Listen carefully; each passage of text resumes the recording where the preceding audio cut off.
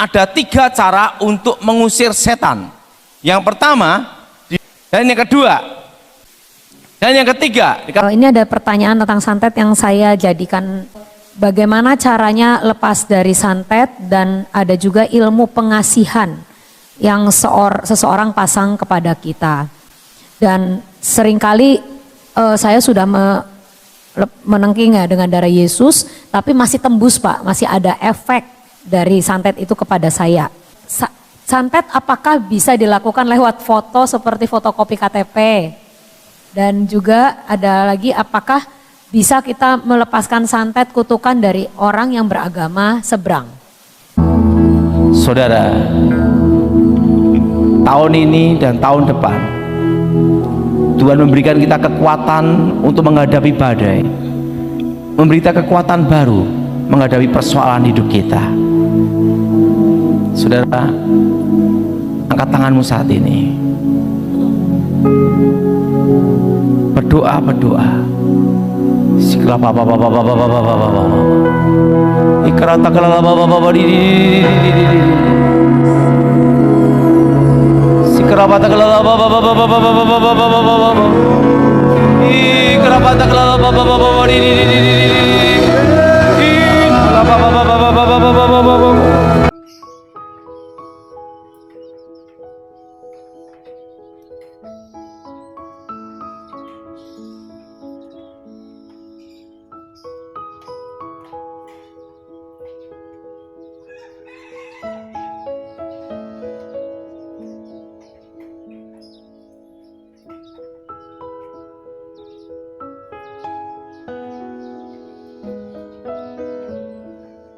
Hari ini kita akan bahas tentang darah. Apa saudara?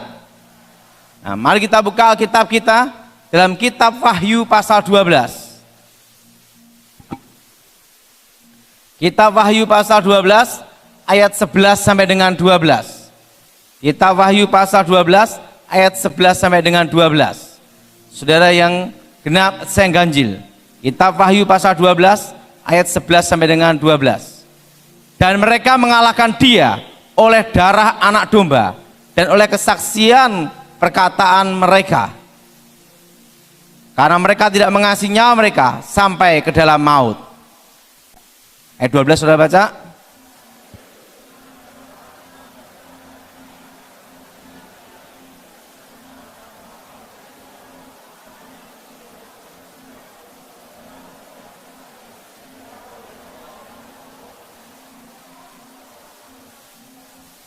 Alkitab berkata bahwa mereka mengalahkan dia.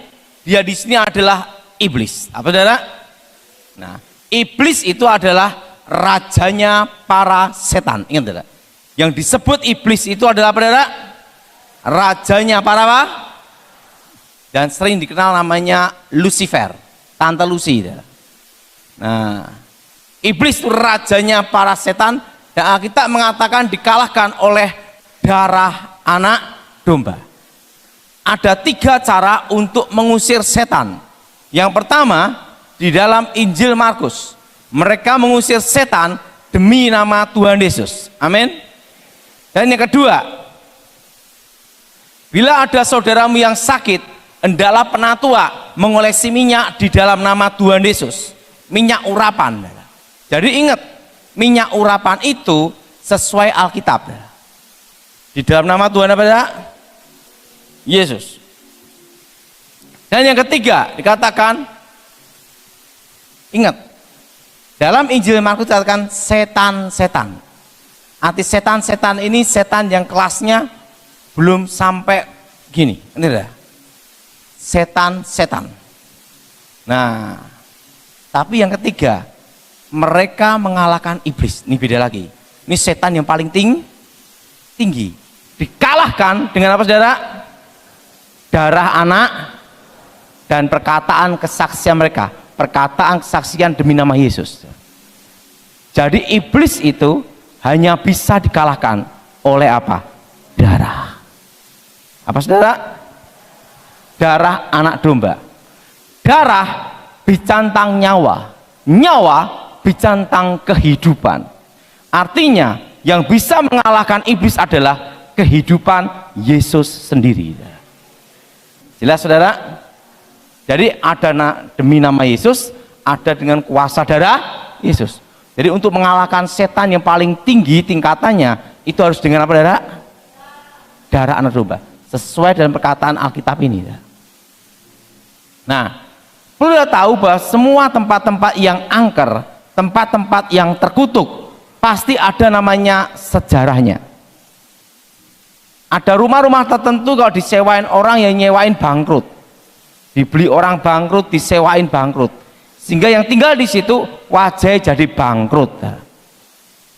Dan ada rumah-rumah tertentu, setiap kali orang nempatin, rumah tangga itu cerai, berantakan ribut cerai, berantakan ribut cerai.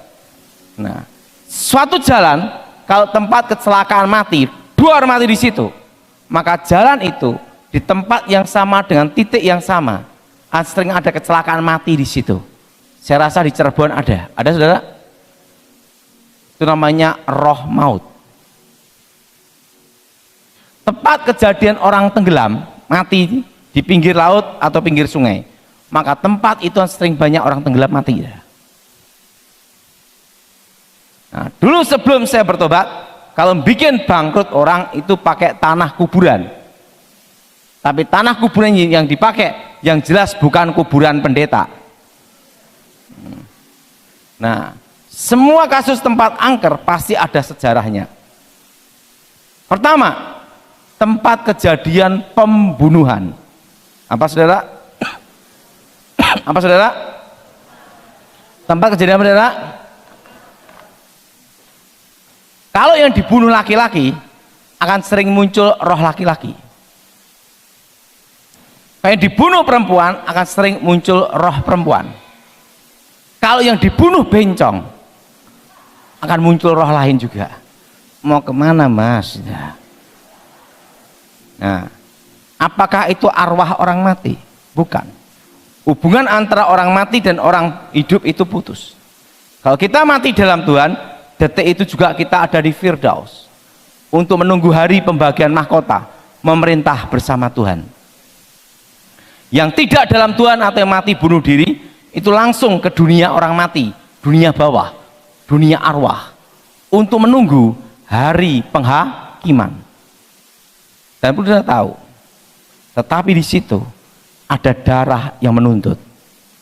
Ingat saudara, waktu Kain membunuh Habil, darah Habil menuntut keadilan.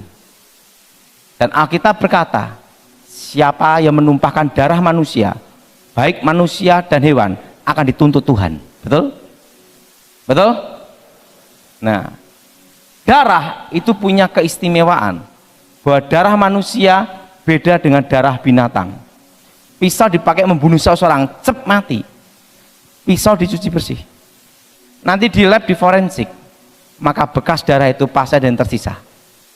Dan itu menjadi barang bukti. Walaupun pembunuhan itu 2-3 tahun yang lalu. Dan itu sering kejadian. Maka dalam tindak kejahatan kriminal, artinya apa? Tidak ada kejahatan yang sempurna.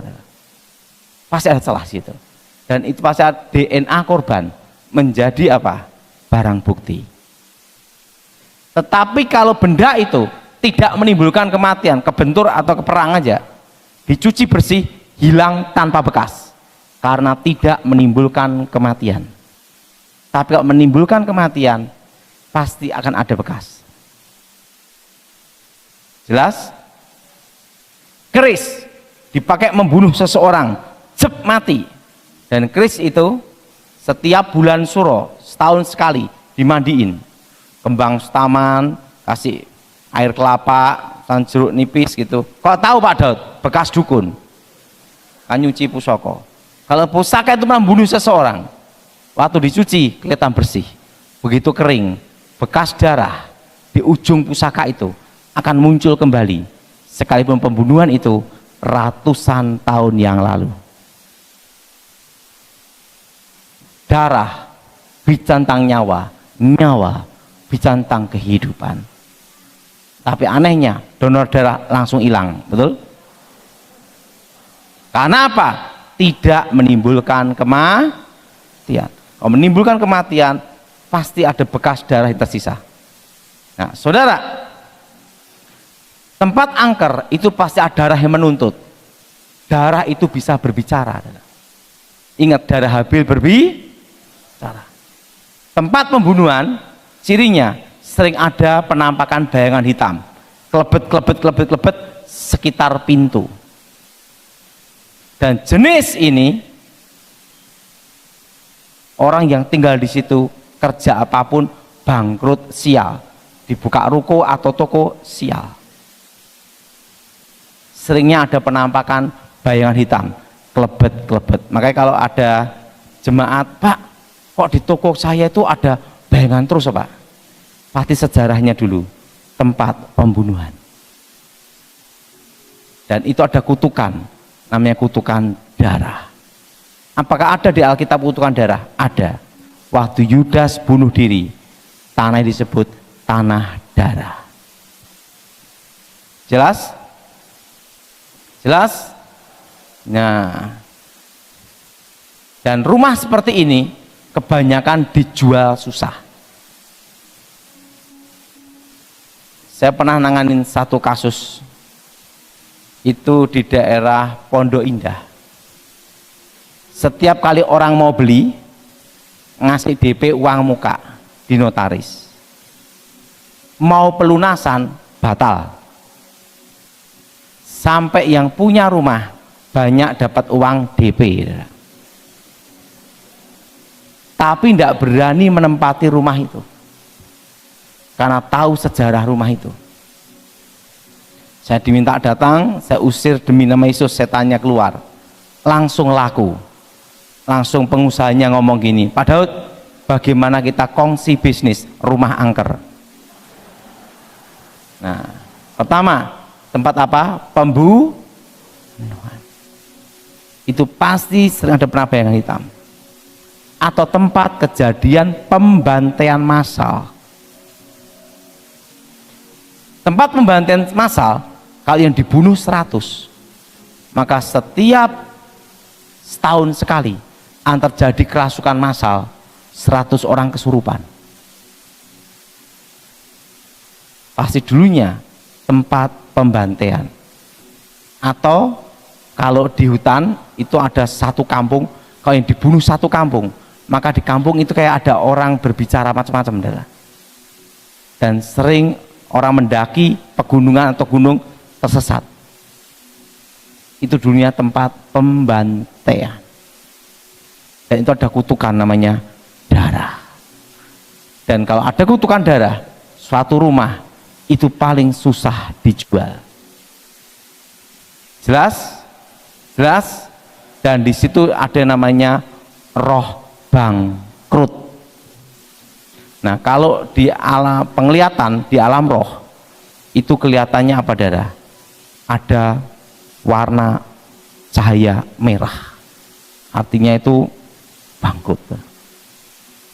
Kan tergantung pusaka itu, kalau ada auranya, ada yoninya, itu ada merah, biru, putih. Itu kalau yang belajar kekuatan gaib seperti itu, darah. Nah, kalau tanah yang itu kutukan, itu secara alam roh kelihatan warna merah. Itu adalah tempat kutukan. Apa, saudara? Apa, saudara? Nah, kedua, tempat kejadian orang bunuh diri. Apa, saudara? Nah, rata-rata orang bunuh diri itu posisi stres, depresi. Tidak ada orang bunuh diri posisi ketawa. Mati, tidak ada. Ada yang karena putus cinta, yang disesali bukan pertemuan, juga bukan perpisahan, tapi pengeluaran ongkos terlalu banyak. Yang belum menikah angkat tangan coba. Tak kasih pelajaran penting. Kalau pacaran, jangan ngasih barang-barang mahal.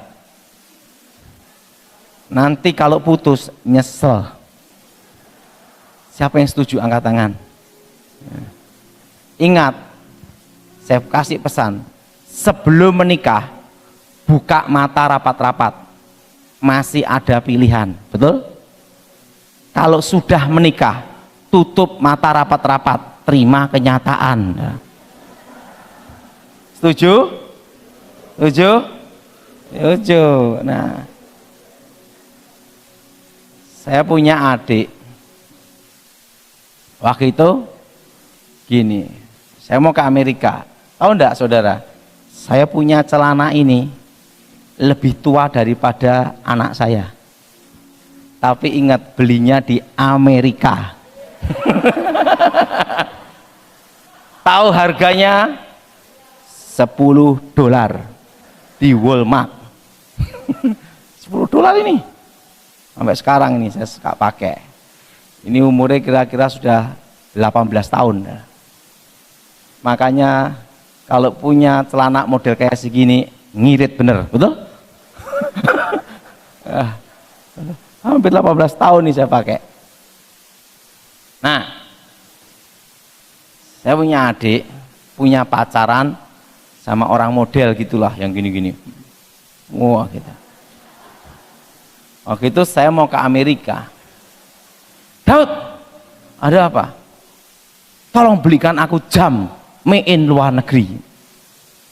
Saya tanya, adik saya itu di desa.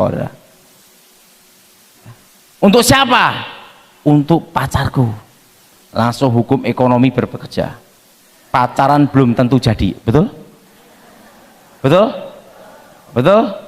Wah, saya ke Amerika, saya tidak bohong. Saya beli di luar negeri, tapi di Chinatown. Chinatown. Ada yang $50, $30, $100. Ada jam yang harganya $2.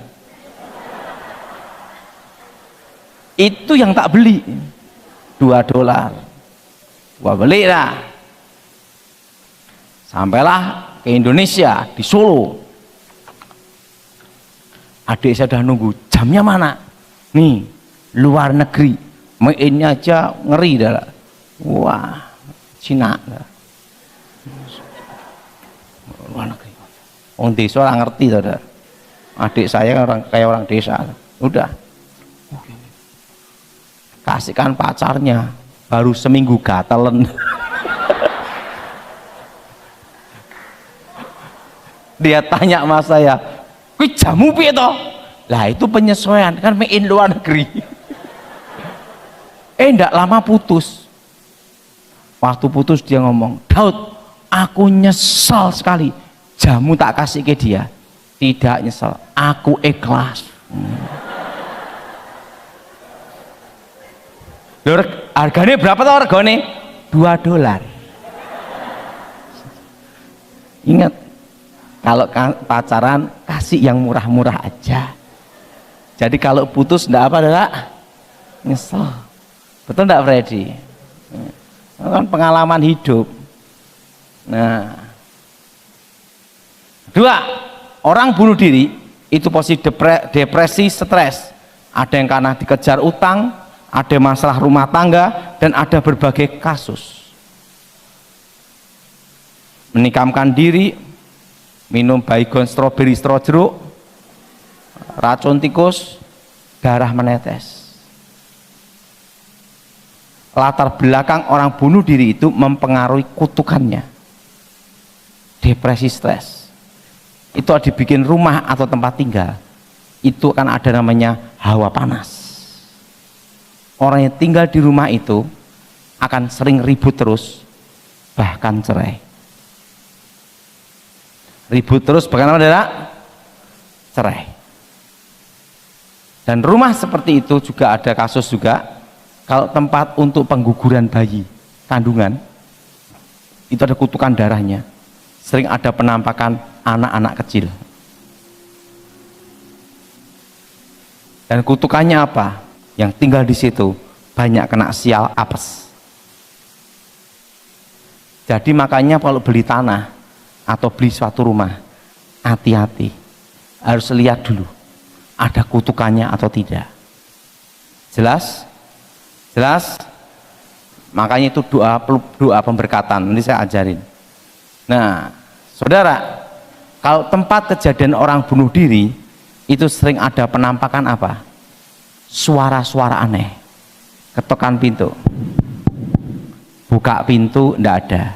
itu pasti dulunya tempat orang bunuh diri, atau orang menangis, ada orang berbicara sendiri gitu, ngobrol-ngobrol di satu ruang tamu, itu pasti dulunya tempat orang bunuh diri, suara-suara aneh. Nah, rumah seperti itu ada yang namanya rumah hawa panas. Apa saudara? Rumah apa? Hawa panas. Saya pernah nangani kasus di Sidoarjo. Suami istri punya pembantu, pembantunya bunuh diri. Nah, kan sering ada bunyi aneh-aneh di ruang belakang, osek, orang nyuci-nyuci. Berarti yang bunuh diri kan pembantu, saudara. Oh, bunyi orang nyuci-nyuci piring gitu, saudara. Nah, dan rumah tangga ini setiap hari ribut bertengkar, hampir cerai. Waktu itu saya diminta datang, karena ada suara-suara aneh itu, orang nyuci-nyuci baju gitu. Saya ngomong, ini pasti tempat kejadian orang bunuh diri. Bener Pak, pembantu. Itu ada kutukan darah. Ada saudara? Nah, yang ketiga, namanya roh maut. Apa saudara? Tempat kejadian kecelakaan mati, dor mati di situ. Maka tempat itu titik yang sama, tempat yang sama akan terjadi kecelakaan di tempat yang sama dengan titik yang sama. Tempat yang sama, titik yang sama. Biasanya sopir lewat daerah situ, kelebet ada kebayangan.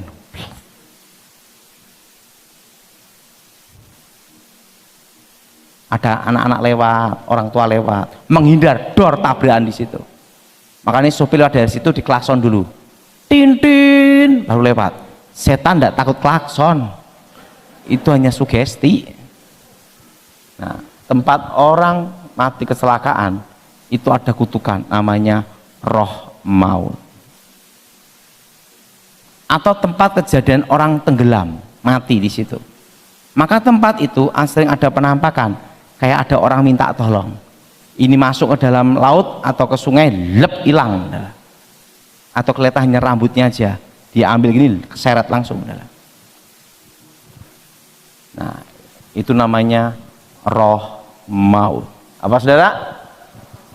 Roh apa? Maut. Yang keempat, tanah kuburan. Tanah kuburan itu yang dipakai adalah kuburan seorang pembunuh, perampok, teroris, penjahat, pemerkosa yang mati digebukin atau ditembak, dieksekusi, mati sebelum waktunya dalam posisi jahat, dikubur di satu tempat, maka di pusaranya itu mengandung kutukan namanya kehancuran. Apa saudara? Kalau tanah itu diambil, disiramkan di atap rumah orang, di luar rumah. Kenapa tidak dalam rumah? Ya ketahuan.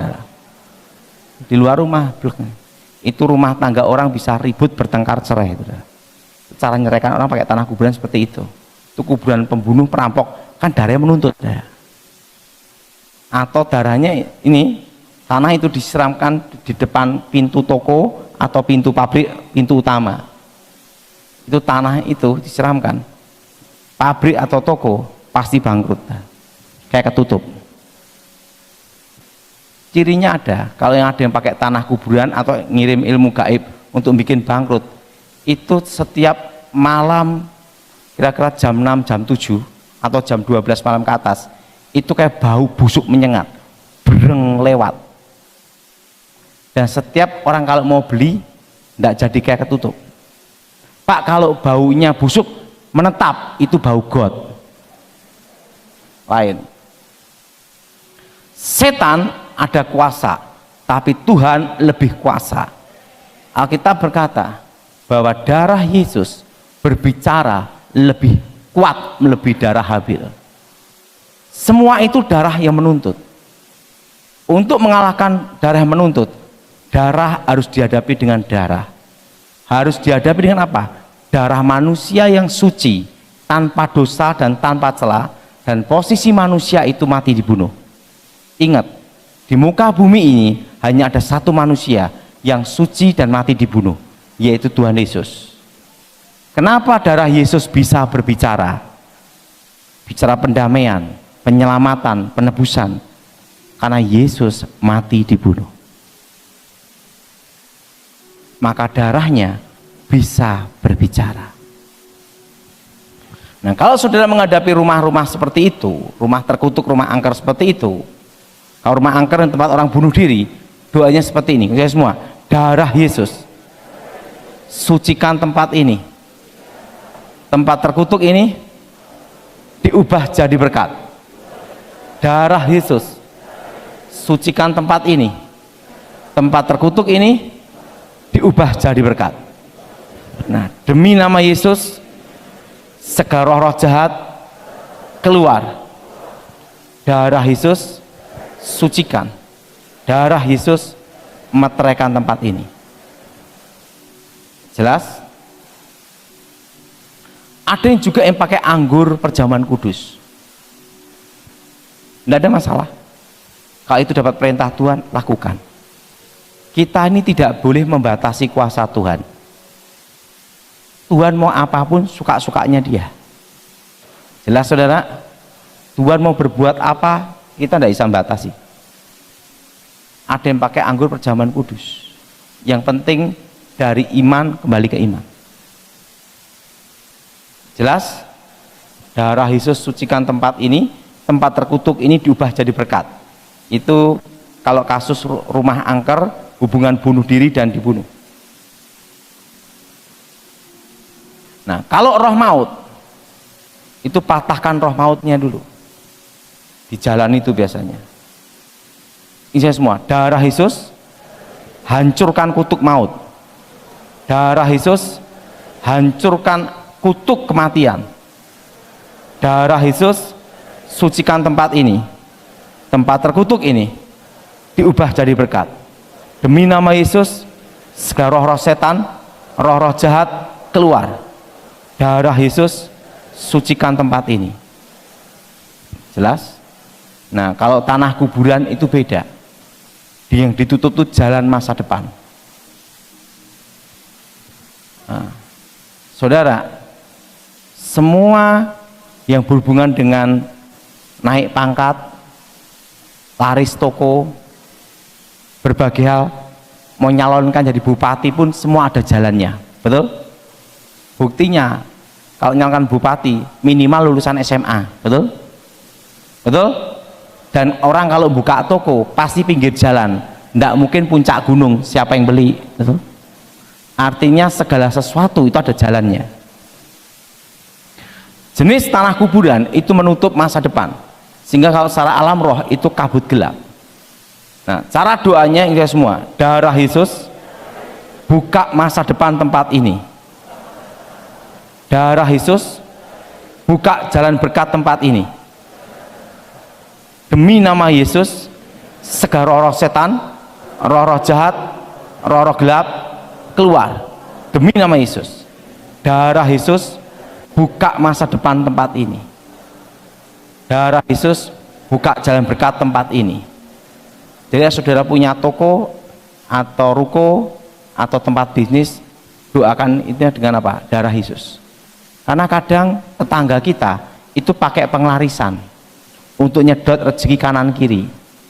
Nah, itu harus dipatahkan kuasanya dengan kuasa darah Yesus. Nah, dengan doa itu tidak akan bisa kena. Jelas? Oke, sekarang tanya jawab.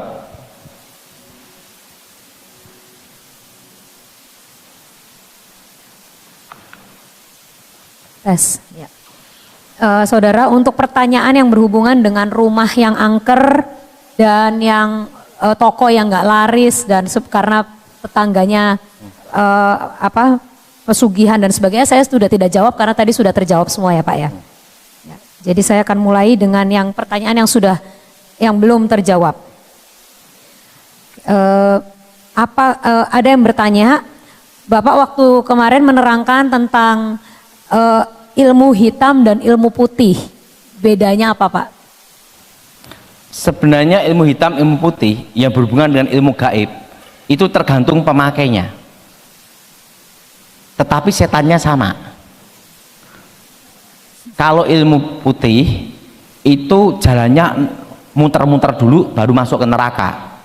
Kalau ilmu hitam langsung jalan tol langsung ke neraka gitu loh. Tapi ingat, oknum kekuatannya tetap setan, hanya kutukannya beda. Kalau ilmu putih itu kutukannya miskin seumur hidup. Makanya rata-rata dukun aliran putih itu miskin-miskin. Nah, kalau dukun aliran hitam itu kutukannya rumah tangga hancur, dan waktu mau mati susah, ditolak langit tolak bumi. Makanya dukun aliran hitam itu selalu ke diskotik, ke preman, macam-macam, saudara. Karena apa, saudara? Karena roh itu yang menuntun kekuatan itu untuk sampai ke kutukan puncaknya. Makanya aliran ilmu putih itu kebanyakan di gua-gua, di gunung-gunung. Untuk menyempurnakan ilmunya namanya ketenangan batin. Nah, kutukannya anak cucunya termasuk dirinya terkena kutuk kemiskinan, tidak bisa kaya. Tapi kalau ilmu hitam kena kutukannya juga tidak bisa menikmati kekayaan. Stroke, sakit gula gini, gimana nikmati, betul nggak? Itu pada waktu masa mau matinya, semua kan ada kutukannya. Oke? Tetap dua-duanya udah setan. Oke. Ya. Ini ada pertanyaan tentang santet yang saya jadikan beberapa pertanyaan tapi saya rangkum. Jadi bagaimana caranya lepas dari santet, dan ada juga ilmu pengasihan yang seseorang pasang kepada kita. Dan seringkali saya sudah menengking ya dengan darah Yesus, tapi masih tembus Pak, masih ada efek dari santet itu kepada saya. Oke, yang pertama tadi apa tadi? Yang pertama, bagaimana cara lepas dari santet, terus dan ilmu pengasihan. Oke, itu dulu. Perlu kita tahu bahwa orang yang suka tertawa tidak bisa disantet. Karena itu berbagailah orang yang suka tertawa, tapi jangan ketawa sendiri. Edan. Kenapa? Artinya orang yang tidak punya akar pahit kecewa dendam itu tidak bisa kena, karena hatinya los. Kalau ingin tidak kena santet, jangan ada kecewa dendam di hatimu. Suka apa, saudara? Tertawa. Nah, kedua, orang yang murah hati, suka menolong, memberi, itu tidak bisa disantet karena ada garis takdir. Siapa yang menabur dia menuai. Jadi ada suatu garis di sini namanya hukum takdir yang tidak bisa dilawan. Dan suatu santet kalau dikirim senjata makan tuan. Jadi orang yang suka memberi, suka menolong itu tidak bisa disantet. Apalagi kita percaya Yesus, hidup dalam Tuhan ada cover Roh Kudus. Amin. Roh dalam diri kamu lebih besar. Nah, tentang ilmu pengasihan itu pengasihan gimana dulu? Ada ilmu namanya menundukkan lawan jenis, itu namanya ilmu pelet, guna-guna. Nah, atau ilmu untuk supaya dipercaya orang, atau ilmu wibawa. Kalau jenis ilmu wibawa, jadi kalau ketemu dia itu orang pada segen takut, gitu lah. Apalagi dia ngomong gini, oh gitu semua. Kalau dia ngomong langsung orang pada takut, getar. Gitu. Itu kelemahannya ada. Tatap matanya. Makanya saudara, biasakan kalau bicara itu bicara tatap mata, tatap muka. Jangan gini. Itu artinya tunduk. Kalau ada orang punya ilmu jenis itu, tatap gini dia tunduk, langsung masuk dari sini. Tapi kalau dia tatap mata gini, omong gini, plek, ilmunya buyar.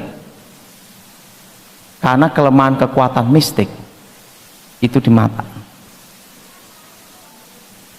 Kalau jenis kewibawaan atau jenis untuk menundukkan orang supaya nurut, kelemahannya ada di mata. Apa saudara? Ingat, mata adalah jendela hati kita.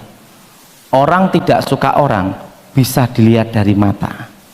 Orang suka orang bisa dilihat dari mata. Yang paling susah ditebak, mata buta, betul? Betul? Betul? Jadi apa adalah tatap apa? Mata. Jelas?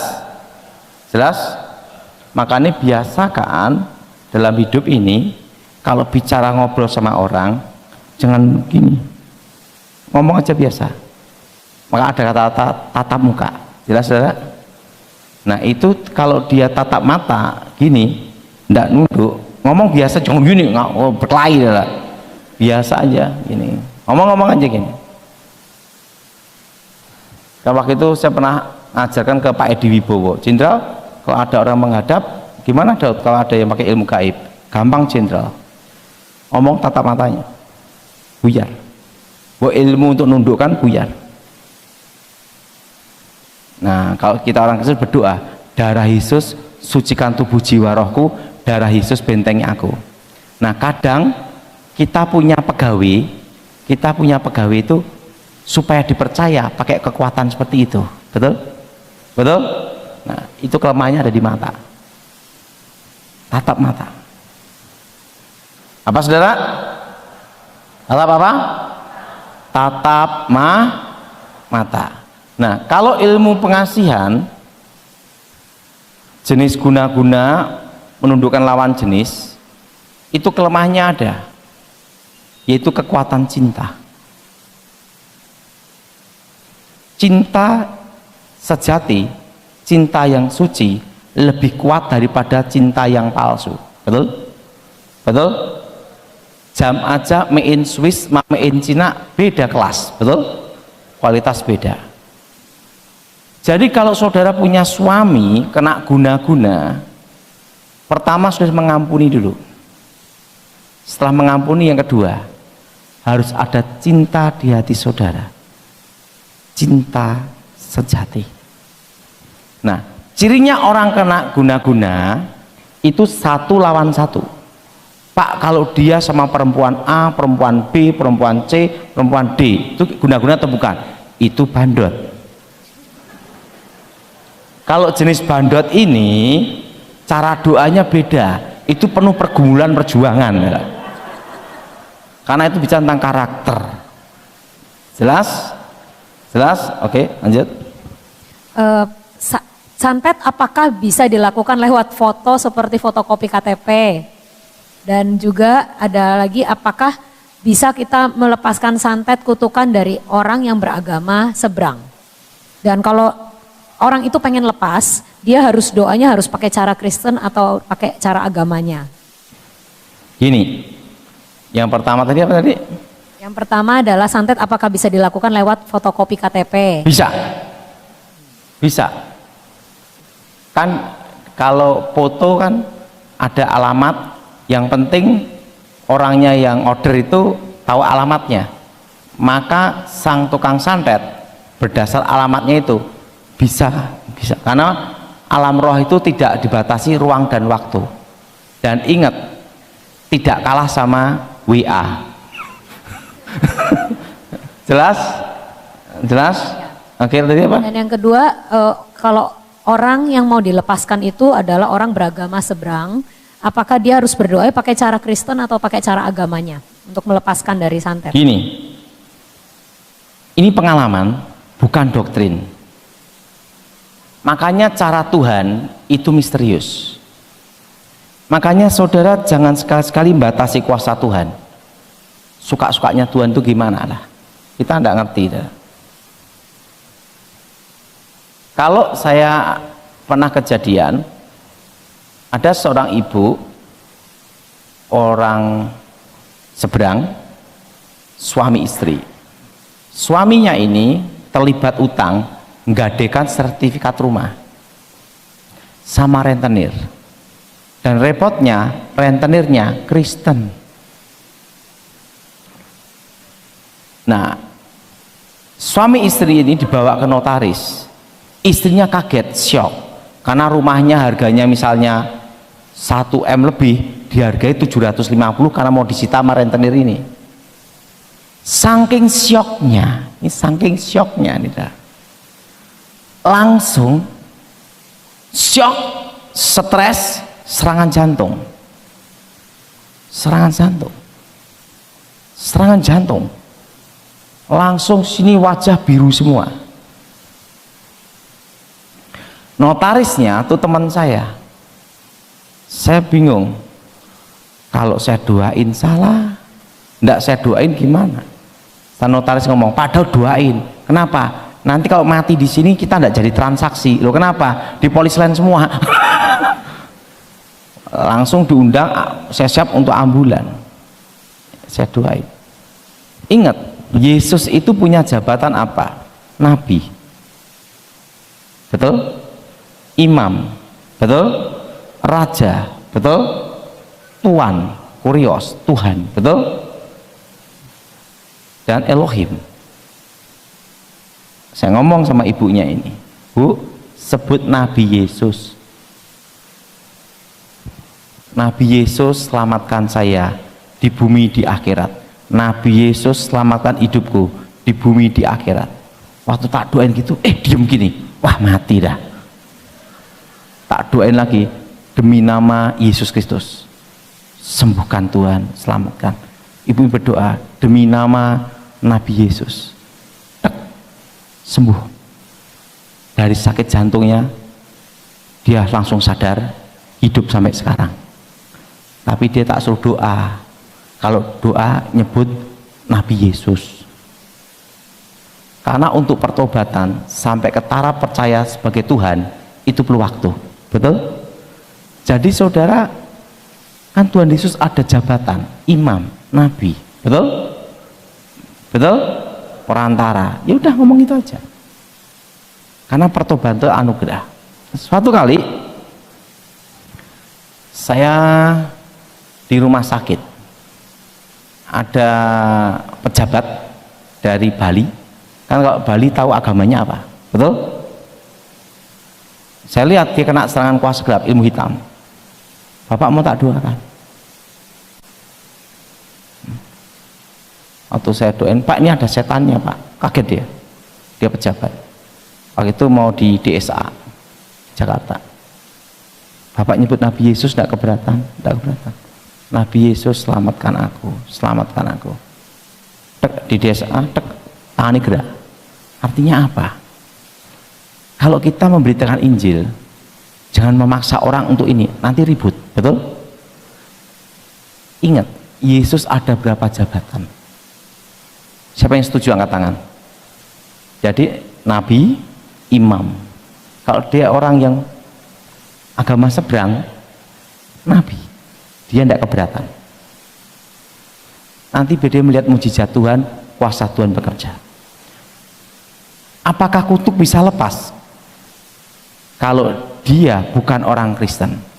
Ingat, asal dia percaya Yesus pasti lepas. Itu kuncinya. Kita tuh kuncinya adalah memberitakan nama Yesus sebagai juru selamat dalam hidupnya. Siapa yang setuju angkat tangan darah? Karena saya banyak sekali untuk seperti jenderal-jenderal bukan Kristen saya doain, nurut karena saya ngomong, nyebut Nabi dan terjadi mujizat. Jadi kita tidak bisa membatasi pergerakan Tuhan. Oke, lanjut. Pak, saya pernah mendapat kiriman kantong merah isinya tulisan Arab gundul dalam bantal. Saya menemukannya juga atas petunjuk Tuhan, tiba-tiba benar di dalam bantal saya ada kiriman itu. Apa tujuannya kantong merah itu? Dan saya sudah beri ke seorang penginjil untuk didoakan lalu dibakar. Apakah cara penanganannya sudah tepat? Udah, itu yang jelas itu kasusnya itu pengasihan. Biasanya yang ngasih pembantu supaya nurut bosnya itu. Oke? Nah, ibu saya sering waktu kecil melihat hal-hal buruk. Sejak terima Tuhan dia mulai mendapatkan banyak perkara-perkara ilahi. Tetapi beberapa waktu belakangan ini kok penglihatan-penglihatan buruk itu mulai muncul kembali. Dan sering mengalami seperti rohnya ditarik-tarik mau dikeluarkan dari tubuhnya. Apa yang harus dilakukan? Doa pemataan kutuk. Berarti dia dari garis keturunan ada yang terlibat okultisme. Jadi terjadi peperangan merebutkan jiwanya. Nah itu harus ada doa peperangan. Oke? Mertua saya umur 93 tahun sebenarnya aktif berkhotbah dan baca firman sejak muda. Tapi bersikap selalu kasar kepada istri sampai istrinya kepahitan. Waktu mudanya dia pernah diberi minum tumbukan tulang orang mati dimasukkan ke kapsul. Apa yang harus kami lakukan? Berdoa untuk sucikan dengan darah Yesus. Kalau itu biasanya menyatu di tubuh. Jadi doanya ini saya semua, darah Yesus sucikan tubuh, jiwa, rohku. Darah Yesus sucikan tubuh, jiwa, rohku. Demi nama Yesus, roh-roh jahat keluar. Jelas? Ya. Pak, yoga boleh enggak walaupun katanya dengan musik Kristen? Tidak boleh ya. Karena itu gerakannya kan penyembahan. Gerakannya penyembahan. Nah ini pertanyaannya, keluarga saya itu sekeluarga Parkinson semua. Nah saya juga dan ada yang menawari pergi ke pengobatan alternatif. Boleh tidak? Tidak. Lebih baik datang pada Tuhan. Ya. Okay. Okay. Menyambung yang tadi tentang kemunculan benang putih di ruang tamu kami, ternyata itu terjadi nggak lama setelah suami saya pajang souvenir batu dari Israel. Apakah bisa karena batu souvenir dari Israel itu sehingga muncul benang putih yang itu? Apa semua Israel itu suci? Belum tentu, betul? Bisa jadi. Oke. Nah, terus pertanyaan selanjutnya tentang, ini saya kategorikan semua tentang mimpi, Pak. Saya bermimpi memanggul ular tua besar hitam sebesar paha, tapi saya tidak merasa jijik. Saya naik tangga, lalu sampai tangga teratas ularnya tiba-tiba pergi. Lalu ada orang tinggi besar bawa tongkat panjang dan bilang sudah selesai. Lalu saya disuruh turun dari tangga itu lagi. Apa artinya? Berarti dari keluarganya ada yang pusaka yang belum diwariskan. Karena ular sama orang tua itu bicara tentang pusaka. Nah itu berarti harus dipatahkan, namanya ikatan kutuk garis keturunan. Berarti dari keturunan dia ada yang punya pusaka yang belum dibereskan. Ular itu bicara tentang pusaka. Jadi harus berdoa minta dilepaskan. Putuskan. Itu kutuk keturunannya. Saudara saya dan mertuanya pernah sama-sama bermimpi punya anak laki-laki. Tapi sudah 7 tahun belum terjadi. Apakah itu artinya jatah yang dicuri atau bagaimana? Mimpi kecapean. Tentang mimpi tak kasih tahu rahasia. Mimpi itu ada 3. Kalau mimpi dari Tuhan, itu sesuai firman Tuhan, ya dan amin. Amin. Nah ini pengalaman saya mimpi, tapi tidak jadi doktrin. Mimpi kalau di atas jam 12 malam sampai jam 3-4 pagi, itu mimpi yang sering kejadian. Kalau mimpi itu dari Tuhan, ada damai sejahtera dan sesuai firman Tuhan dan ditanam di roh kita, tidak akan lupa seumur hidup. Jelas? Tapi mimpinya ini kadang jam 12 malam ke atas, karena orang itu dikatakan lelap tidur pules, itu jam itu. Jelas? Jelas? Jelas? Tidur lelap itu jam itu. Nah, mimpi dari setan juga sama. Itu jam 12 malam ke atas sampai jam 3-4 pagi. Makanya orang kalau cari nomor buntut zaman dulu di kuburan malam-malam kan. Nah, tetapi tidak ada damai sejahtera, adanya roh ketakutan. Dan itu tidak bisa lupa seumur hidup juga. Makanya uji setiap roh. Tapi kalau Tuhan mau ngasih mimpi jam 12 siang, ya terserah dia, betul? Terserah Tuhan. Tapi maksudnya pengalaman saya, Pak, kalau saya mimpi terpotong-potong, kadang ingat kadang lupa, itu mimpi apa? Kecapean. Jelas? Nah, perlu udah tahu yang disebut serangan fajar itu kira-kira jam 2, jam 3. Karena orang enak-enaknya tidur. Saya sering bermimpi berkelanjutan tentang penderitaan, kekerasan, dan kematian seseorang. Apa yang harus saya lakukan? Bagaimana? Saya sering bermimpi, tapi mimpinya berkelanjutan tentang penderitaan, kekerasan, dan kematian seseorang. Itu berarti ada kutuk alam kubur. Harus dibatalkan demi nama Yesus. Kutuk alam kubur ya. Darah Yesus bebaskan gitu. Saya bermimpi seperti dari langit turun, lalu saya turun ke bumi tapi posisi terbang. Merasa agak takut tapi Tuhan bilang jangan takut. Saya mendarat di depan pintu rumah, saya ketuk pintu tapi yang bukakan anak perempuan kecil yang saya tidak kenal. Wah, saya tidak tahu arti mimpinya itu. Bingung aku. Oke, lanjut. Oke. Oh, dia aja tidak kenal, gimana gua kenal? Udah. Ya. Saya nonton khotbah Bapak tentang Tuhan memberitahu 50 tahun lagi akan ada virus lebih berbahaya. Berarti apakah Tuhan belum datang dalam waktu dekat? Karena beberapa pengajaran kan berkata Tuhan segera datang dan kita segera memasuki masa antikris. Saya sendiri pernah bermimpi meninggal umur 77 tahun. Dan di mimpi itu saya lihat ada peti mati saya, istri, anak, dan cucu. Keadaan dunia masih sama, hanya ada perubahan gedung-gedung banyak, tingginya lebih banyak dan teknologi semakin canggih. Sekarang saya usia 41 tahun. Saudara, tentang kedatangan Tuhan tidak ada seorang pun yang tahu. Saya hanya menyampaikan petunjuk. Petunjuknya itu adalah di atas 25 tahun, di bawah 50 tahun. Bahwa nanti akan ada senjata biologis yang dikembangkan teroris. Itu 25 sampai di bawah 50 tahun. Nah, di situ diperlukan namanya hidup sehat. Untuk menghadapi itu nanti, salah satunya adalah dari daun seledri. Tahu seledri? Di jus. Karena virus itu nanti yang di bawah 50 tahun itu akan menyerang bukan hanya paru-paru, tapi perut dan peredaran darah. Dan itu nanti diperlukan seledri di masa depan. Makanya saya sekarang banyak minum jus seledri. Jus apa, saudara? Seledri. Nah, tahun 2020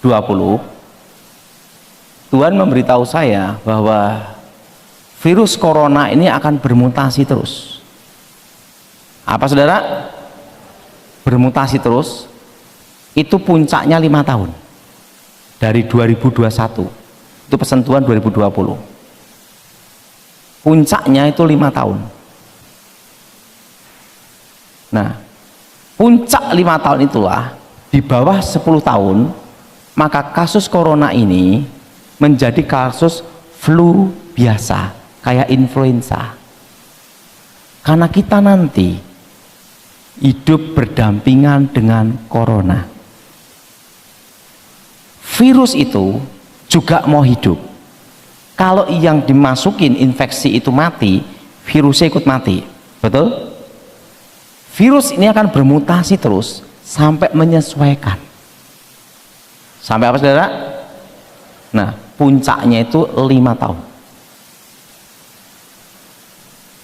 Makanya sejak tahun 2020 saya memberitahu supaya semua berkebun. Pak, kalau saya tidak punya tanah luas gimana? Pakai polybag. Ya nanam seledri lah, diminum sendiri. Nanam lombok, nanam apa? Untuk ngatasi stres saudara. Itu 2020. Karena kondisi seperti ini, ingat, tahun depan 2022 kita semua baru belajar normal. Apa, saudara? Kita semua apa, saudara? Belajar apa? Artinya Kalau belajar normal masih menyesuaikan. Karena corona ini akan berdampingan dengan kita. Sampai puncaknya 5 tahun. Di tahun berapa? 2026. Sekarang sudah bukan ribut delta, sekarang ada MU, betul? Nah, ini nanti akan bermutasi terus. Terus itu sudah sampai virus ini menyesuaikan.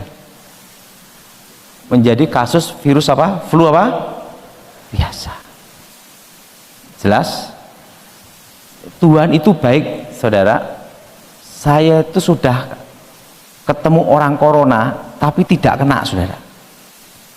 Ada orang minta doa saya, Pak, saya minta doa ya Pak ya.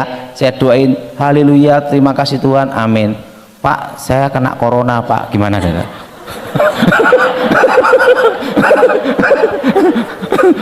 Gimana saudara? Gimana saudara? Gimana? Hah?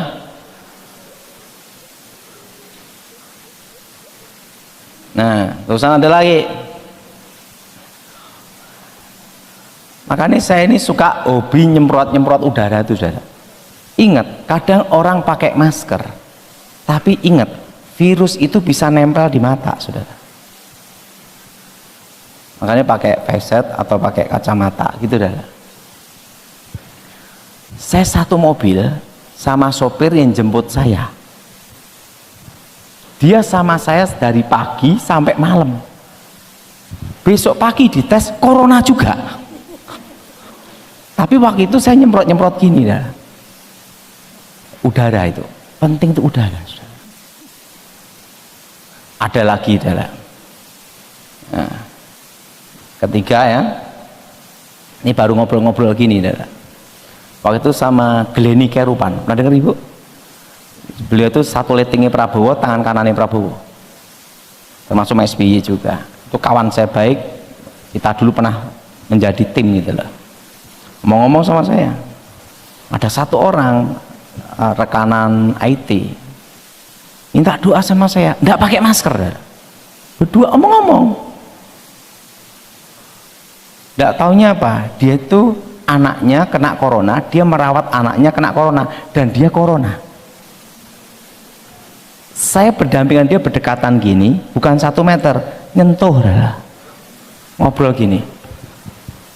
Apa yang terjadi? Setelah itu teman-teman saya yang tahu saya dekat dengan orang itu, Pak Dut, saya jadi manusia sakti selama 1 minggu, darah. Orang dekat gini. Tapi dites darah, tes semuanya negatif. Saya berkali-kali ketemu orang corona, ya puji Tuhan tetap negatif. Kenapa, saudara? Pertama, anugerah Tuhan. Karena setiap hari saya itu minum apa? Seledri. Sama minum jambu biji jus itu, saudara. Karena setiap hari makan pisang. Kenapa saya setiap hari makan pisang? Saya tanya sama kakek saya waktu saya latihan dulu, kakek, kenapa saya makan pisang terus sampai bosen aku? Harus, supaya kamu kuat. Perhatikan monyet, tidak ada yang stroke. Karena makan apa? Pisang. Jadi setiap hari kalau saya di rumah, sama anak saya itu tahu, seledri, jambu, ya Feli ya, dan apokat gitu. Nah, ingat saudara, pengalaman hidup saya bagi pada saudara, makan pisang. Tapi kalau yang tidak kena gula ya, atau kena ginjal, tidak kena ginjal ya itu makan itu pisang, seledri, dan jambu biji itu saudara, yang dalamnya merah. Nah itu setiap hari. Saya setiap hari minum itu. Dan berapa kali ketemu orang corona, tidak apa-apa, mental ya. Nah kemarin ibu tentang malaikat maut, boleh saya cerita nih Bu Nani? Jadi gini, bulan Juni saya dapat suara Tuhan, aku mengutus malaikat maut dari Jakarta menuju Surabaya. Waduh, maut. Dan malaikat ini pula yang menumpas anak-anak sulung di Mesir. Waduh.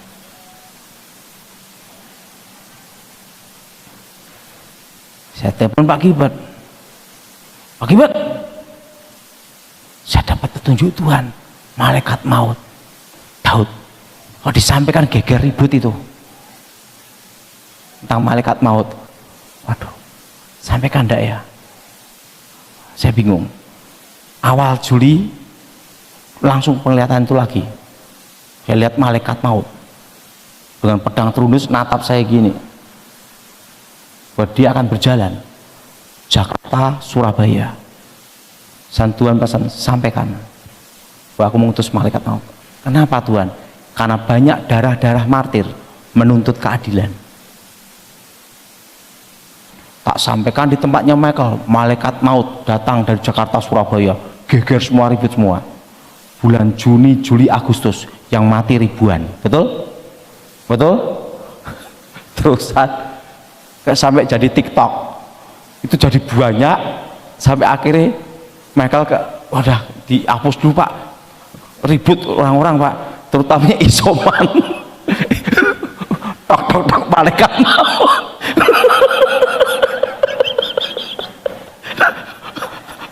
Waduh, itu geger, itu viral. Saya dengar itu, angkat tangan coba.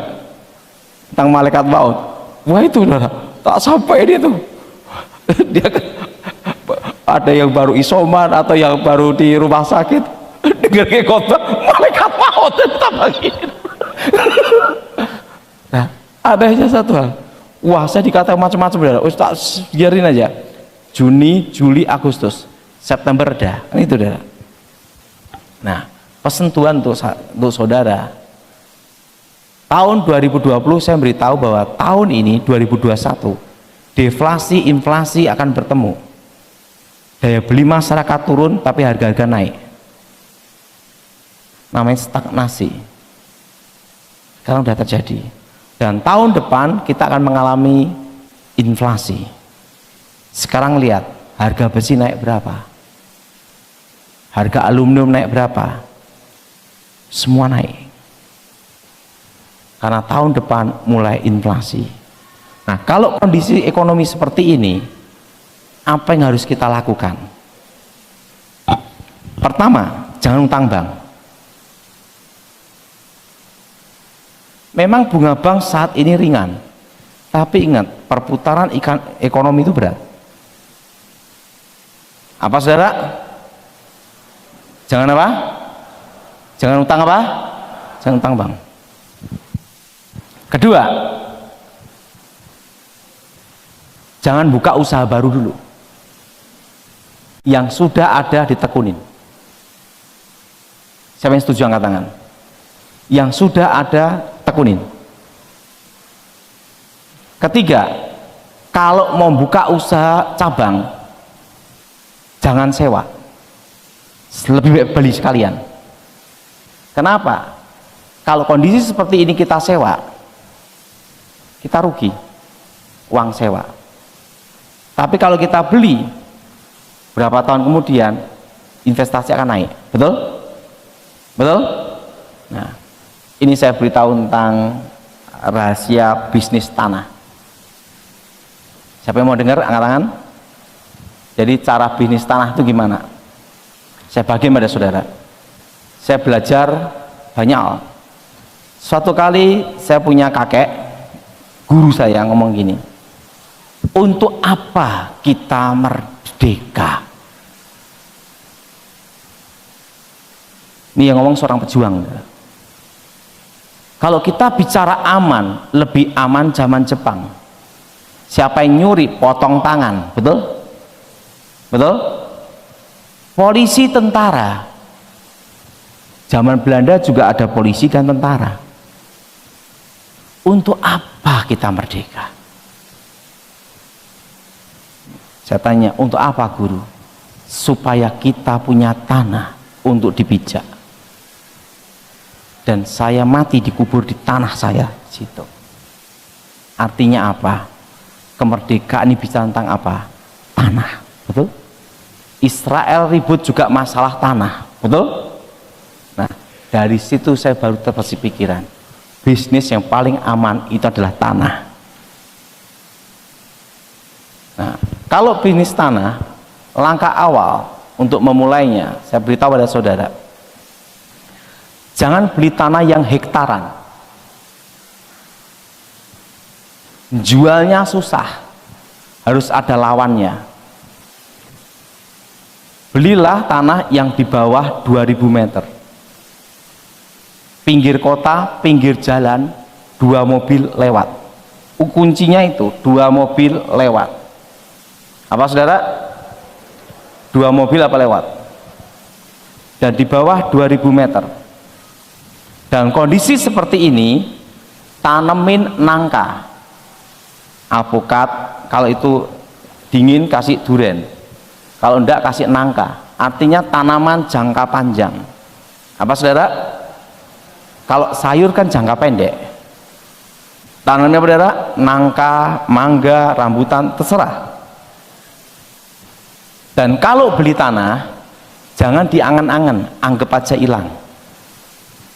Karena jangan-angan bingung main jualnya kapan gitu dah. Di bawah 2000 meter, tanamnya apa saudara? Nangka, mangga, pokoknya tanaman jangka panjang. Yang paling bagus adalah pete. Ini saya yang suka pete angkat tangan. Nah, ya kan? Nah, apa saudara? Kenapa? Tahun ini waktunya beli tanah. Lu udah tahu, semakin tahun perpajakan akan semakin canggih dan diperbaiki dan tambah ketat. Betul? Betul? Nah, tahun ini tahunnya saudara beli tanah. 2 mobil lewat pinggir kota dan harganya di bawah 1 juta. Kalau kita beli tanah 10 juta per meter, tahun depan naik 20 juta, itu susah. Betul? Tapi kalau kita beli tanah per meter 300.000, tahun depan naik 600.000, itu mudah. Betul? Yang setuju angkat tangan. Nah, saya memulai bisnis saya pertama kali saya bisnis, saya cari tanah yang harga 200.000, 100.000. Penting 2 mobil lewat. Dan saya memulai bisnis saya sejak tahun 97. Nah, kalau kita bisnis tanah, kita harus punya cadangan uang minimal 2 tahun untuk biaya hidup, untuk anak-anak sekolah. Itu berapa tahun saudara? 2 apa? Cadangan 2 tahun. Nah, ada yang pakai emas untuk suatu kita jual, karena kan tanah tidak mungkin jual cepat. Betul? Betul? Nah, itu di bawah 2000 meter. Nah, 2 mobil lewat. Saya ditanamin pohon apa? Nangka, alpukat, pokoknya semua tanaman yang jangka panjang, pete gitu. Apa jengkol, gitu aja sekalian. Intinya tanaman jangka apa? Sambil kita nunggu pohonnya besar, harga tanah juga berubah, betul nggak? Karena ada tanaman-tanamannya menghasilkan. Bisa dijual, tidak laku, makan sendiri, betul nggak? Betul? Betul? Betul? Nah, makanya saya beli tanah itu di bawah 2000 meter. Kalau sertifikat saya tidak terlalu banyak ya, hanya ada 50 lebih. Plek gitu. Karena apa? Saya mulai sejak saya belum menikah dan masih muda. Kita harus tahu kelemahan diri kita. Itu kuncinya. Saya itu kelemahannya ada, burung. Saya itu gila burung. Saya itu beli burung udah habis miliatan. Tapi kalau diteruskan terus, masa depan saya susah nanti. Kenapa? Nanti warisan ke anak saya kandang burung kan, betul nggak? Betul? Betul? Betul? Betul? Saya hobi burung, dan burung saya ada ratusan. Dan saya orang gila, berapapun tak beli. Saya bayar burung, saya cari burung aja juara terkuku itu sampai ke Malaysia, tidur di lantai untuk beli burung juaranya sana. Orang gila saya, tapi saya tahu kelemahan saya. Ini kalau saya megang burung walaupun satu koper tak belikan burung semua, adalah. Dan istri saya tidak nyegah saya, karena orang main burung untuk ngancam istri itu ada caranya. Lebih baik saya pelihara burung atau burung saya dipelihara orang. Nah itu maaf loh ya, pasti istri ngomong, udahlah pelihara burung aja. Betul? Betul? Wah, ini bapak-bapak langsung mikir, oh bener juga gua hobi burung, dia ngomong gitu. Nah, kalau ngancem kayak gitu. Nah, dan saya tuh hobi burung.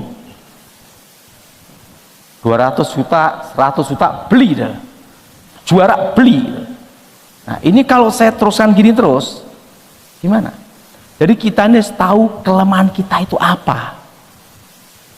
Makanya setiap saya dapat berkat uang, plek gitu, berapapun uangnya tak beli ke tanah. Karena tangan saya tuh gatal untuk beli burung terus sampai sekarang. Nah, kedua, jangan ikut lomba. Yang lomba pegawai aja. Kenapa? Kalau saya ikut lomba ada yang juara dibeli lagi dah. Jadi tidak ikut lomba. Biar orang lain yang lomba gitu loh. Pegawai. Nah, di situ kita harus tahu kelemahan kita. Kalau kelemahan kita itu perempuan, jangan punya asisten cantik. Cari aja asisten yang hitam gini yang gini. Nah udahlah, itu paling aman udah. Betul? Lihat aja udah pusing kan gitu lah. Jadi kita ini harus tahu kelemahan kita itu apa. Betul? Betul? Yang setuju angkat tangan coba. Betul? Kalau kita kalau saya terus terang kelemahannya burung. Kalau saya beli burung berapapun tak beli. Karena saya tahu kelemahan saya kalau punya uang tidak berani megang, saya langsung tak kasihkan istri. Setelah itu kumpul berapa, beli tanah, beli tanah, beli tanah, beli tanah, beli tanah terus. Kenapa saudara? Karena investasi yang paling aman untuk masa seperti ini itu tanah. Jelas saudara? Di bawah berapa saudara? 2000, 2 mobil lewat. Pak, kalau saya untuk makan aja susah, saya berjuang. Hidup itu adalah perjuangan. Jangan menyerah pada keadaan, berjuang. Beli tanah 50 juta kan dapat berapa meter, tidak apa-apa, penting beli. Pokoknya sedapat uang berapa saudara, usahakan beli tanah. Terutama anak-anak muda. Karena setelah saya melewati sampai umur 40 lebih, baru saya ngerti. Masa muda saya itu beli tanah. Kalau saya kumpulkan uang burung saya, mungkin hari ini habis 15 sampai 20 miliar. Hanya untuk burung. Untuk gaji pegawai, ngasih makan burung di total selama 30 tahun. Habisnya segitu dah. Nah, itu jadi kita ini harus mengenali kelemahan kita. Kalau kita tahu kelemahannya itu, jangan ke situ. Setuju? Nah, suatu kali istri Pangdam tanya sama saya, Pak Daud, isunya itu cemburuan, cari ajudan yang gimana Pak Daud? Mudah itu ibu, cari yang hitam, yang putihnya giginya aja, udah ibu jadi aman. Ya, udah, oke lanjut.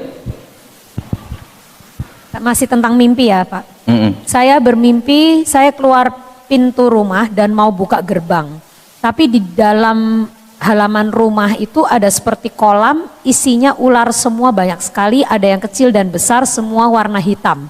Tapi saya tidak merasa takut, malah salah injak ular itu sampai mati. Dan saya taruh peledak di kolamnya supaya mati semua ularnya.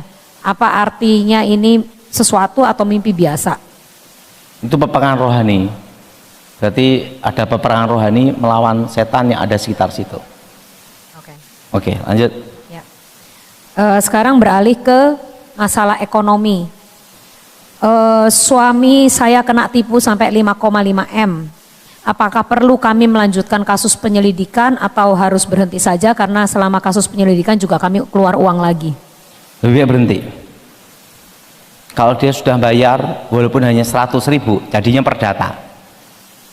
Di pengadilan pun juga percuma.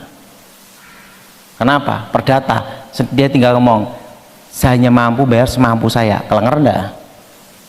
Kalau udah utang piutang sudah ngasih 100.000 aja atau 500.000, hukumnya udah perdata. Betul nggak, Bu? Apalagi udah hitam di atas putih. Sebaiknya berhenti ya, Pak? Berhenti. Karena ini pengalaman saya ada. Jangan kita karena keburu nafsu ingin mendapat emas, tidak tahu dapat abu, ternyata. Ya, jangan. Nah, selesaikan dengan damai.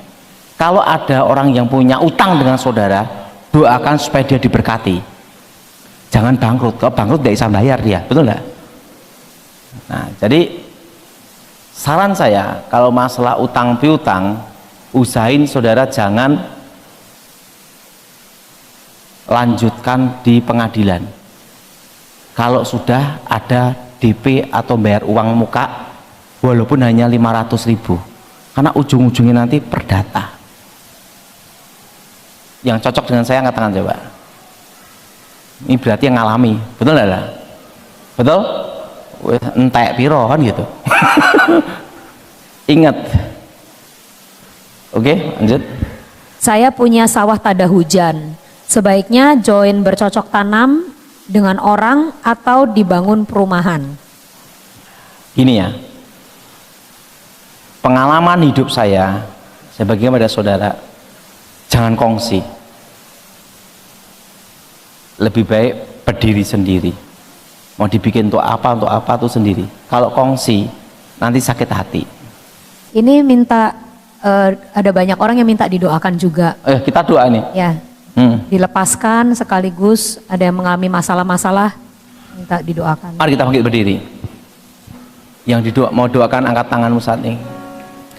Nyanyikan lagu seperti kaki rusa bisa? Di kaki rusa mendaki di bukit batu. Singer bisa? Nah.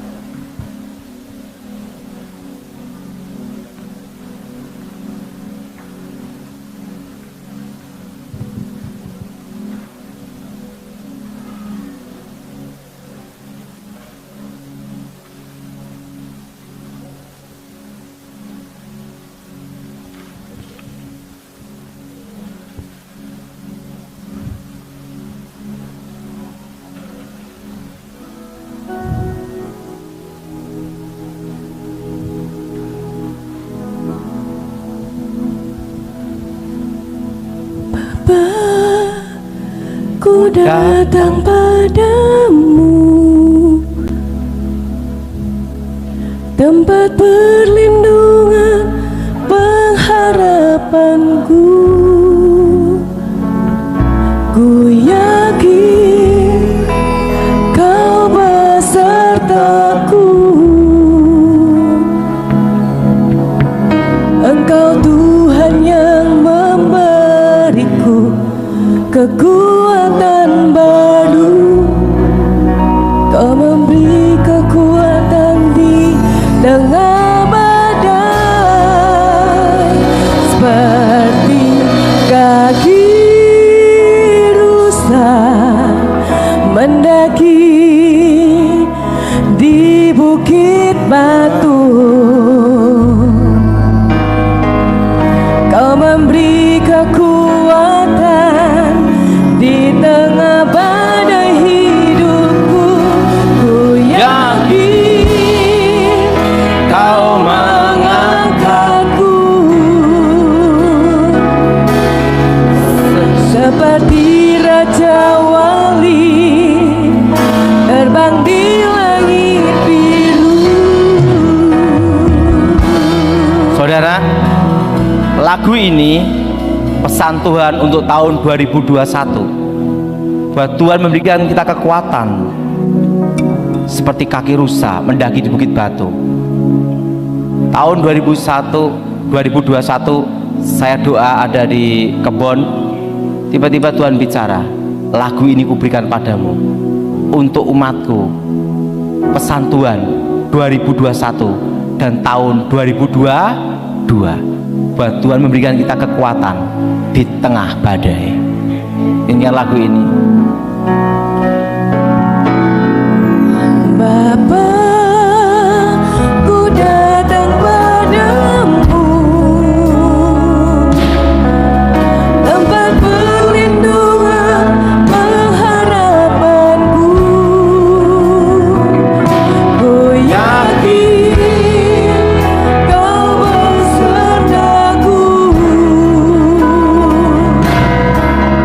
Engkau Tuhan yang memberiku kekuatan baru.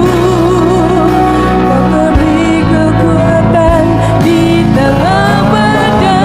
Angkat tanganmu seperti kaki rusa. Seperti kaki rusa mendaki di bukit batu. Kau memberi kekuatan di tengah badai hidupku. Ku yakin Kau mengangkatku seperti Raja Wali terbang di langit biru. Seperti kaki rusa mendaki di bukit batu. Kau memberi kekuatan di tengah badai hidupku. Ku yakin Kau mengangkatku seperti Raja Wali terbang di langit biru.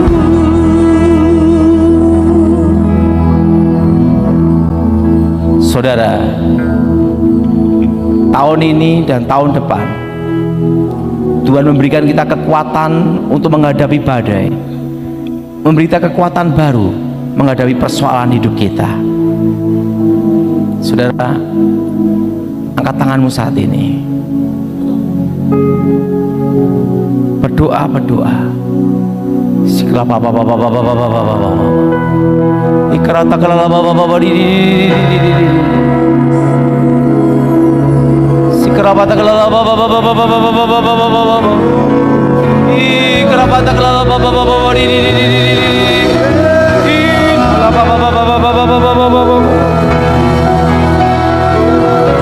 sikrapata kala baba ikrapata kala baba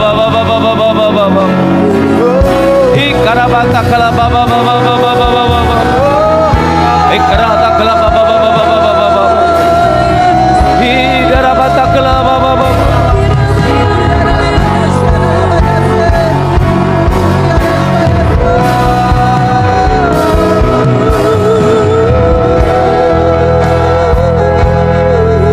Saudara, saya melihat di tempat mimbar ini ada malaikat Tuhan berdiri memuji menyembah Tuhan. Jadi tempat ini adalah tempat yang kudus karena ada malaikat Tuhan. Ada berapa malaikat ada di samping kita. Jadi saudara memuji menyembah Tuhan sungguh-sungguh, karena dupa yang harum di hadapan Tuhan. Ada doa-doa saudara, orang-orang percaya. Sembah Tuhan, puji Tuhan. Sikrata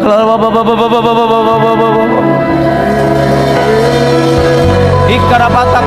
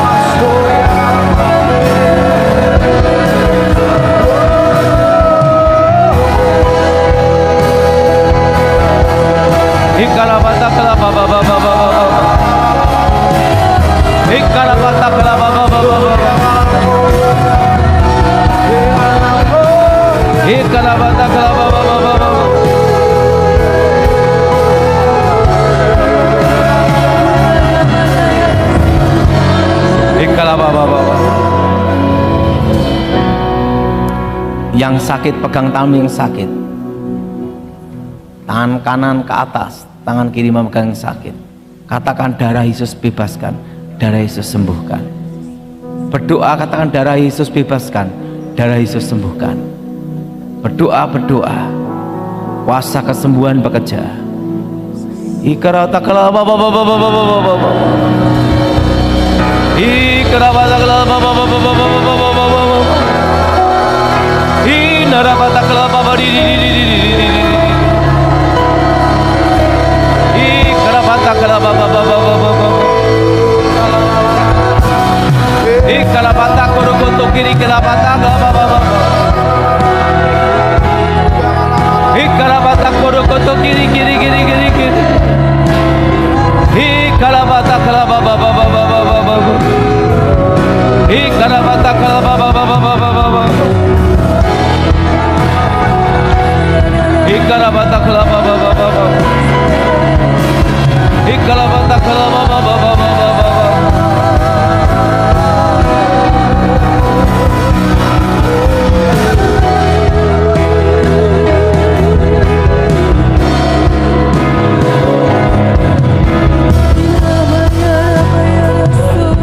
Darah Yesus sembuhkan, darah Yesus bebaskan, darah Yesus sembuhkan.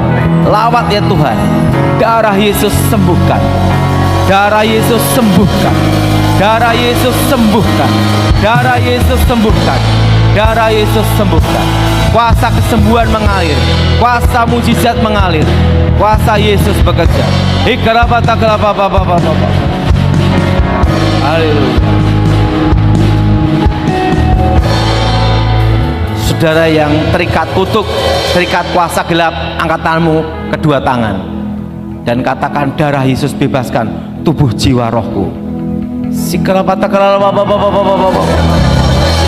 Ikarabata kelapa baba baba baba.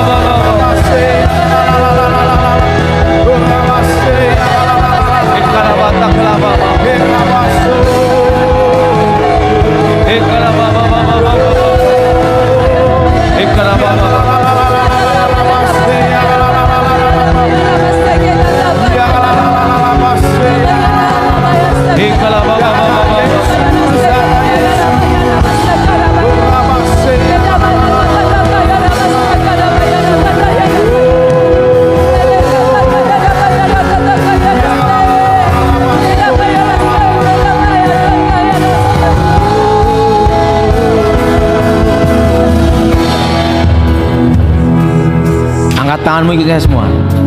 Darah Yesus hancurkan kutuk. Darah Yesus hancurkan mantra. Darah Yesus bebaskan demi nama Yesus segala perjanjian setan, segala ikatan kutuk masa depan, segala ikatan kutuk roh jahat. Kami hancurkan, kami batalkan, kami putuskan demi nama Yesus.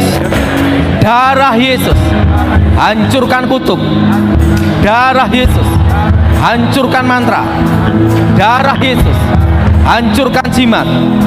Darah Yesus bebaskan demi nama Yesus segala roh jahat, roh terkutuk, roh gelap, keluar demi nama Yesus.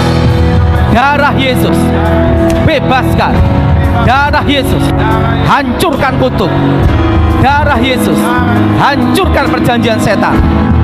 Darah Yesus bebaskan demi nama Yesus. Roh-roh jahat, roh-roh terkutuk keluar demi nama Yesus. Haleluya.